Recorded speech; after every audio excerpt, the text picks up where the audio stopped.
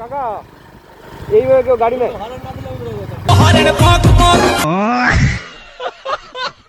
গাড়ির সামনের চাকা লিক হয়ে গেছে, তেলও নেই বেশি, লিকও হয়ে গেছে। রাশি যদি খারাপ থাকে তখন ভাই এরকমই হয়। রাশি তো না, সারাশি হয়ে গেছে আমার সাথে। রাস্তা যদি এরকম হয় তাহলে তো ভাই লিক হবেই, কিছু করার নাই। अब तुम लोग गलती से अगर नए हो तो सब्सक्राइब करो, वो जो लाल वाला बटन है उस पर अपने जीजा जी फेंक के मारो या फूफा जी, मुझे नहीं पता, बस क्लिक हो जाना चाहिए। তো হ্যালো বন্ধুরা, কেমন আছে সবাই? তো চলে এসেছি সকালবেলা নতুন একটা ব্লগ নিয়ে। তো আজকের ব্লগটা হচ্ছে ভাই, আজকে সানডে রয়েছে আর আমার ছুটির দিন, আমি বাড়িতেই রয়েছি।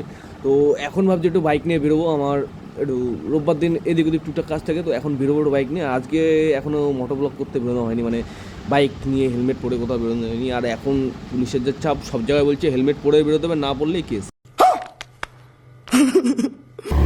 এখন বললাম না ওখানে যাবো, আর ভেবেছিল মনে হয় ঠিকানা চলো মনে হয়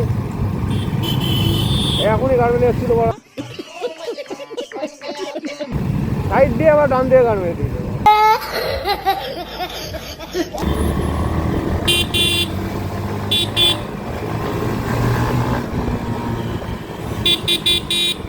এখন যাচ্ছি আমরা হচ্ছে বাগাডাঙ্গা অনেকদিন হয়ে গেছে যে যাওয়া হয় না। তো আগের সপ্তাহে বাগাডাঙ্গা যাওয়ার কথা ছিল, তো যাওয়া হয়নি। তো আজকে রয়েছি বাড়িতে ফাঁকা।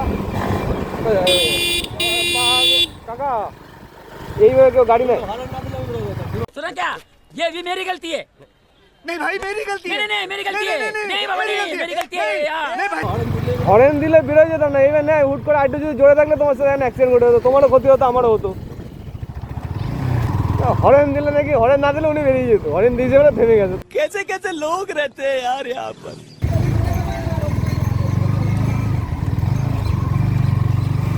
ওই ঢুকে গেছি বাঘাডাঙ্গার রাস্তায় এখন। আর বাঘাডাঙ্গার রাস্তা সে আগেও ভাঙাচোরা ছিল, এখনও সে ভাঙাচোরা আছে। আগেও ঠিক হয়নি, এখনও ঠিক হয়নি। প্রায় না করে বছর দুয়েক পর রাস্তা করবে, তাও কম করে। এই যে বাঘাডাঙ্গা ভাইরাল লোকেশন ছিল একটা সময়, বাঘাডাঙ্গা ভাইরাল লোকেশন ছিল এই সাইডের গাছের জন্য। আর এখন অতটা নেই, সব কেমন যেন সব শেষ হয়ে গেছে। এই সাইডের গাছের জন্য কত সুন্দর লাগতো। বাইকটা নিয়ে বেরোয় গেছি, বেরোয় আসার পর হয়তো ঘুরতে ঘুরতে যাবো। আর আমি বাইক নিয়ে বেরোলে এরা যে কোনো বাচ্চা কাচ্চা মানে বাড়ির পাশে থাকে, আর এরা দৌড়ে চলে আসে গাড়ি করতে হবে বলে। কিন্তু আজকে কপাল এতটা খারাপ ভাই, গাড়ির সামনের চাকা লিক হয়ে গেছে। কারণ কী করে আমি নিজেও যাই না, এখন যেতে হবে গাড়ির লিকটা সারা করতে হবে, আর নাহলে ঘরে গিয়ে শুয়ে করতে হবে, আর কোনো কাজ নেই এখন আমার।